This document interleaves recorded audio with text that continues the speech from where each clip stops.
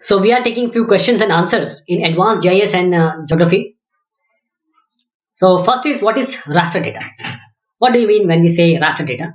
So raster consists of a matrix of cells or pixels organized into rows. These are rows and these are the columns. These are the columns where each cell contains a value which represents certain information. It can be brightness value, it can be elevation value. So rasters are digital aerial photographs. They are imagery from satellites, digital pictures, or even scan map. They come under the category of raster only.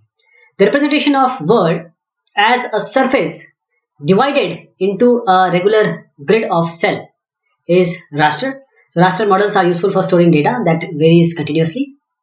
So what is vector data? The representation of world using point, line, and polygons.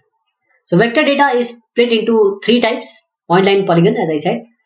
Vector models are useful for storing data that has discrete boundaries like country borders, land parcels, and street, etc. What is open layers? Open layers is a open source JavaScript library for displaying map data into the browsers. So if you want to display the map data onto the browser may be, you might be using Chromium or Google Chrome. You may be using, say, Firefox, Mozilla Firefox, or Opera, any other. So you want to show in your browser map data. OpenLayers does exactly that. It is an open source JavaScript library for displaying map data in web browser, and it provides an API for building rich web-based geographic applications similar to Google Maps and Bing Maps. Previously, it was OpenLayer 2. Now we are in the era of OpenLayer 3, 3.0 actually. What is DEM? Digital Elevation Model, DEM. DEM is a digital model or a 3D representation of terrain surface. Terrain surface, commonly from a planet, moon, or asteroid, and this is created from terrain elevation data. So digital elevation model is actually a presentation of height values, elevation values, or altitudes. Digital elevation model can be represented in the raster form, like we just saw, in the form of grid. So each pixel or each grid element or row column intersection value will contain the elevation value, or you can represent it in the form of tins also. Tins, triangular irregular network. That means these are the points. These are the points. You can represent them using triangles like this. In this tin, each of the face, that is each of the triangle, have equal height, altitude. What is KML? KML, keyhole markup language. KML is a file format used to display geographic data in an Earth browser such as Google Earth. So the KML is again a way of representing, or is a method, or is a file format to display geographic data onto Earth browser like Google Earth. Actually, it is specifically made for this only, but now it is so popular, it is used everywhere. KML is basically the underlying technology is XML only. So KML uses tag-based structure with nested elements and attributes, and it is based on XML standard. And KML is an international standard maintained by OGC, Open Geospatial Consortium. KML is a XML notation for expressing the geographic annotation and visualization within the internet-based two-dimensional map and three-dimensional Earth browser. KML can be used for 2D representation on the 2D representation, and this is specifically used for your showing of vector data. So you can show the two-dimensional maps and three-dimensional Earth browser on the Earth browser. So KML was developed for use with Google Earth, which was originally named as Keyhole Earth Viewer. So it was created by Keyhole Incorporation, which was acquired by Google. KML became an international standard of OGC in 2008, and Google Earth was the first program which was able to view and graphically edit the KML files. Other projects also, latest project like Marble and Leaflet, and most of these which are related to the showing of the maps or data onto the web or some Earth viewer, they started to develop the KML support, and now KML support is worldwide. What is a base map? So base map, an outline map of an area outline to which specific information can be added for any of the various purposes. So the base map provides a user with the context of a map. It's just like a base map on which you can place like a in pizza you have a bread and then you can place whatever you want. So you can add information in a base map by overlaying other information on top of it. And base map contain reference information that may provide different geospatial information based on what the cartographer is trying to communicate. What is ASTER? This is advanced this thermal emission radiometer, advanced spacebound, A for advanced, S for spacebound, T for thermal emission radiometer. It is an imaging instrument on board Terra, the flagship satellite of NASA Earth Observing System (EOS), launched in 1999. So it's a cooperative effort between NASA METI, Ministry of Economy and Trade Industry, and Japan Space Systems. ASTER data is used to create detailed maps of land surface temperature, reflectance and elevation, and the goal of NASA Earth Science is to develop a scientific understanding of the Earth as an integrated system. So its response to change or to better predict variability and trends in climate, weather, and natural hazards. So ASTER gives you data in 15 bands that varies from 0.52 micrometer to 11.6 micrometer, different bands. And through ASTER, using stereographic technique and using VNIR imagery, so there are around 1.3 million images. And using the stereo correlation techniques, the 3D complete globe, 99% complete coverage of Earth, a GDM, Global Digital Elevation Model, is being released. Previously, version 1 was released, and because some artifacts, version 2 was released. And this is used worldwide by various people who are interested in DM. What is WebGL? WebGL. For this, you must learn also the 3.js. So what this WebGL is?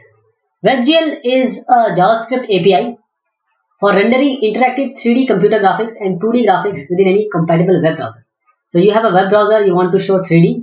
WebGL is exactly for this purpose, and it is based on JavaScript API without use of any plugins.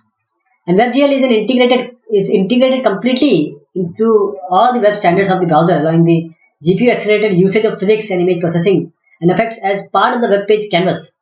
So WebGL elements can be mixed with other HTML elements, and specifically, we have HTML5 now. So you can use this HTML5 canvas facility, and you can draw various primitives and advanced 3D on your web browser. So WebGL elements can be mixed with other HTML elements and composited with other parts of the page or page background. So WebGL program consists of controlled code written in JavaScript, and a shader code that is executed on a computer GPU. This is important. The code of shader is run on GPU. So WebGL is designed and maintained by the non-profit Khronos Group.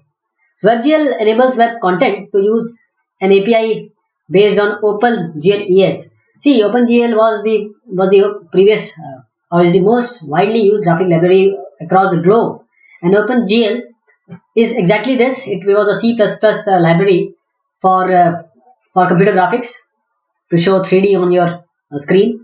And OpenGL ES stands for the embedded system. So OpenGL ES was made from OpenGL to make it light. And this WebGL is exactly based on OpenGL ES only to perform 3D rendering on a HTML canvas in browser that support it without the use of plugins. So WGL programs consist of control code which are written in JavaScript and a special effect coder like shader coding that is executed on GPU, computer's GPU. Now what is OpenStreetMap, OSM as we call it? The OpenStreet Foundation is a company limited by guarantee registered in England and Wales on 22nd August 2006. So it is a non-profit foundation which aims to support and enable the development of freely usable geospatial data. Freely usable, it provides and you can develop also geospatial data. So as the name suggests, it is closely connected to OpenStreetMap project, although its constitution does not prevent it supporting other projects. What is QGIS? Quantum GIS. QGIS is an official project of, again, open source Geospatial Foundation, OSGeo. It runs on various operating systems, almost every OS, Linux, Unix, Mac OS, Windows, Android, and support numerous vector, raster, and database formats and functionality. So this QGIS, previously known as Quantum GIS, is a cross-platform. First of all, it is cross-platform. It is free and open source, and it is a desktop GIS, and which provides you the data viewing, editing, and analysis facility. What are distance, altitude, and azimuth? Distance, altitude, and azimuth. Or specifically, we should ask for range. Actually, range, altitude, and azimuth. See, if this is sun, and you want to see it through this point, and you are looking at this point. So what you are going to do? First, you will change your azimuth to this, and then you go for the elevation. This is horizontally, this is vertically. So this is azimuth, this is your altitude. So distance on the globe we are talking about, altitude and azimuth, actually these are used when you are actually dealing with the earth or globe. So distance, this uses the Habershine formula to calculate the great circle distance between 2 points. So we call it as range also. So that is the shortest distance over the earth surface, giving as the crow flies distance between 2 points. And Habershine formula is like this, where phi is latitude, this phi is latitude, lambda is your longitude, r is your, this capital R is your earth radius. We take mean radius as 6371. For computation purpose, we take 6400 kilometer, and the angles need to be in radians. So Habershine formula says the distance is equal to r into c, where c is 2a tan 2, means tan inverse of under root a by, this is tan inverse of under root a by under root 1 minus a, 1 minus a. And what this c is, these are, so this a is equal to sine square delta phi by 2 plus cos phi 1 dot cos phi 2 dot sine square lambda delta lambda by 2. The altitude and elevation is the distance an object appears to be above the horizon. Above the horizon. This is the altitude. The angle is measured up from the closest point on the horizon. The lambda is given by 180 by pi, elevation 2 minus elevation 1, by d is the distance in miles between two peaks, and r is of course the radius of the earth. We have taken 6400 here. So this is the formula. So the azimuth of an object is the angular distance along the horizon to the location of the object. By convention, azimuth is measured from north towards the east along the horizon. So this is true north, you can say. So formula is this, where of course phi 1 lambda 1 are the start point, latitude longitude, phi 2 lambda 2 are the latitude longitude of the end point, delta lambda is the difference of latitude. So this is the horizon and this is your altitude. What about the azimuth? If you are here, means this is your azimuth, it is 0 because this is true north, and when you move around, you see at east it is 90 degree, this your azimuth becomes 180, and here 270, and then it again becomes 0. What are these atmosphere layer? In geography we talk about Earth's surface, but we need to be well aware of atmospheric layers also. This is TSMTE, that is troposphere, stratosphere, mesosphere, and thermosphere and exosphere. So these are atmospheric layers. DEM file formats, digital elevation model file formats. What are the file formats we use for DEM? We use DTED, DT0, DT1, DT2, and we use the USGS SDTS, which is in the, these are, say this is DT0 dot DT1, DT2, USGS SDTS, standard data transformation. So this is dot DDF, and USGS DM is in dot DEM. The SRTM is in dot HGT, and also GeoTIFF image, which can be representing the DM file. What is CityGML? CityGML is an open data model and is an XML based format for storage and exchange of data, and it is implemented as an GML application schema for GML3, the extendable international standard for spatial data exchange issued by OGC and the ISO TC 211. What are easting and northing? Easting, northing, when you'll be dealing with UTM, you'll come across these words. UTM is Universal Transfer Mercator. So it's a projection, cylindrical projection, which divides the Earth into 60 zones, different zones. Each zone has its own meridian and equator as its axis. So meridian, x-axis, y-axis. From this point, we calculate the exact point. So what about when we are talking about a single zone? This is the meridian and this is the equator. So easting and northing are geographic Cartesian coordinates for a point. Easting refers to the eastward measure distance or the x coordinate here in the UTM, and the northing refers to the northward distance or the y coordinate in the UTM zones. False easting and false northing, these are sometimes used in projection in order to make all the values of x and y across the data area positive numbers. So they can also be used to adjust positions for alignment purposes, and they can also be used to reduce the range of values. Now, you may be asked about various aspects of electromagnetic spectrum because we are dealing with GIS, remote sensing, etc., or geography. So the main criteria comes here is the electromagnetic spectrum. So where you are at the visible. At visible, the wavelength size, this is the wavelength size. So wavelength is high at radio frequencies and they are low, very low at gamma rays, because these gamma rays, the frequency is so high, it is of atomic nuclei, so they are harmful for us because they will interact with our body minute parts, that is the nucleus and the atoms which we have. If medical word is used, then we have blood cells, etc. So atomic nuclei, this is in the range of 10 to the power minus 12.